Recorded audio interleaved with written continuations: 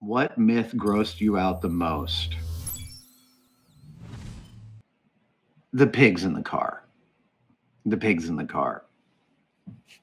Yeah, I've got time to tell the story. It's not going to take up the next 15 minutes or anything, but the grossest story we ever did was a myth about a guy who he had died in his car, and his car was like some kind of classic car, and he died and wasn't discovered for 3 months, and so he decomposed into the car.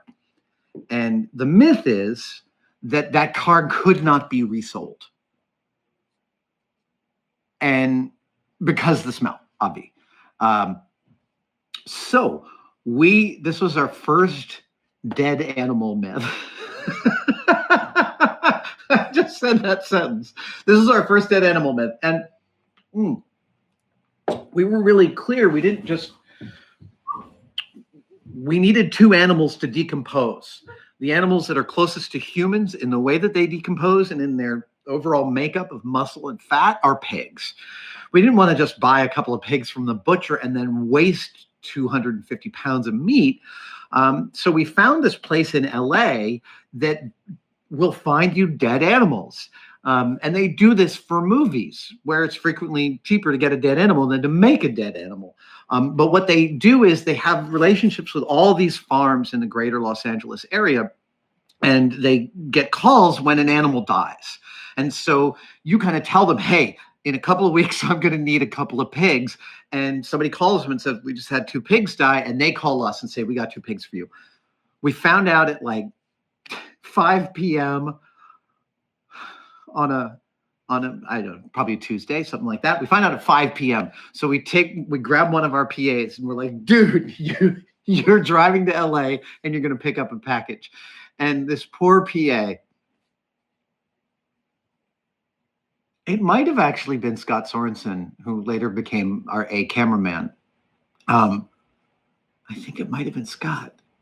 Okay, at any rate, that PA got in their car, drove to LA. They left San Francisco about 5:30 p.m., which means they arrived in LA at about midnight. And they met up with this farmer in the middle of farm country outside of LA to help that farmer transfer 2 human-sized dead pigs into the back of his pickup truck and then drive immediately back to San Francisco so we could film with them the next morning. He says that transfer was one of the most upsetting things he's ever done. just the transferring dead bodies in the middle of the night on the edge of a farm. He's like, this is horrifying. Driving all the way back to San Francisco. So we take these 2 dead pigs. I don't think we put them in clothing, but we put them in the front driver's seat and passenger seat of, I think, a Corvette.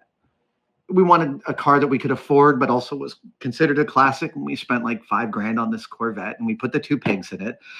And then we sealed up the doors with packing tape because we didn't want the smell to upset our neighbors, obviously. And then we further hid the car inside a 20-foot truck container that we rented. We rented it. And then we left it there for 3 months.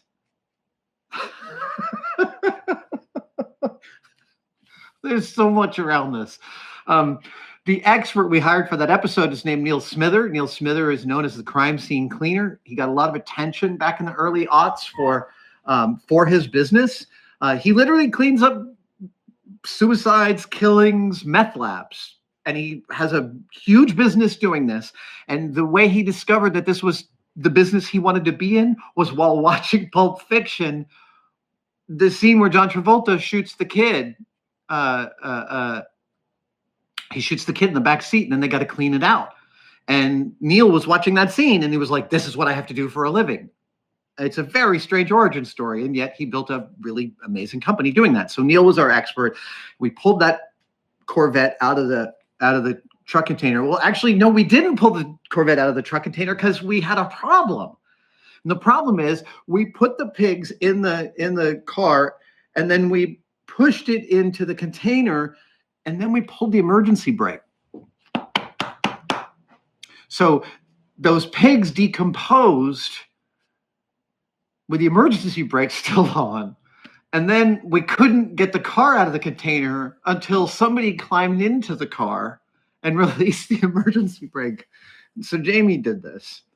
And we're wearing like, I don't even know what they were, but we're wearing full hazmat suits. And Jamie like opens the door, slides in, and immediately starts to choke because there's no oxygen left in the car. It's all ammonia from the decomposition. So we get a couple of fans and we can blow it out a little. And then Jamie has to sit. He did not sit on the pig because on was not an option. It is more like among.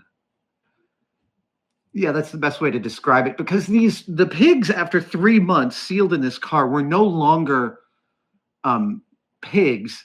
They were pig-shaped mounds of hairy, bony pudding. That is, yeah. You asked. That is exactly what they were. So we get the car out, we open the door, and the smell, everyone's got the peppermint under their nose, everyone's wearing masks, everyone's retching. It is just horrendous. And Neil Smither, the crime scene cleaner, is staying about 50 feet away and laughing his ass off. He is like, oh man, that is wrong. He's like, this is up there with the worst thing I've ever seen. And he has seen some things. And there's this key moment in this story when we're about to start scooping the pigs out of the car and get rid of them. And there's this pig head sitting there. And Neil goes, Adam, Adam. And he gets my attention. And I look over. And again, I'm wearing full sealed in with duct tape in this hazmat suit. He's like, dude, I will pay you $5,000 cash today if you lick the snout of that pig. I thought about it. And I said, no. If you're watching this and you think, dude, I would have said yes, I'm here to tell you, no, you wouldn't. You just wouldn't have. You literally just wouldn't have. You would, because, oh, by the way, he said, I don't want none of this, none of that. He's like, I want you to lick the snout of that pig. You would hate your tongue for the rest of your life. Like, you would not have been, sorry, $5,000, not enough to go through that. There, that was the most disgusting story we shot on MythBusters. You're welcome.